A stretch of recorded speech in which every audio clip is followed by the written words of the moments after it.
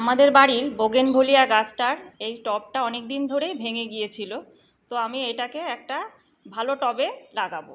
তো ভালো টবে দেওয়ার আগে আমি এর গোড়ায় অনেক শিকড় জন্মে গেছে, তো শিকড়গুলো একটু পরিষ্কার করে নেব।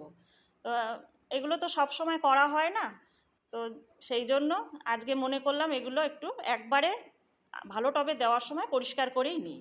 তো এই যে ভালো টবে দিয়ে দিলাম, এর নিচে ছিদ্র আছে, ছিদ্রটার মধ্যে একটা খোয়া দিয়ে আটকে দেব জল পাস হওয়ার জন্য। তারপরে বালি দেব, বালি দিয়ে ভালোভাবে মাটি দিয়ে গোড়াটা সুন্দর করে আমি ওকে সেট করে দেব।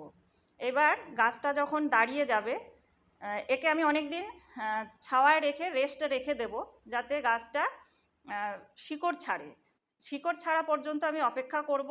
তারপর ভালোভাবে শিকড় ছাড়লে পরে ওকে আমি খাবার দেব, খাবার দিয়ে ওকে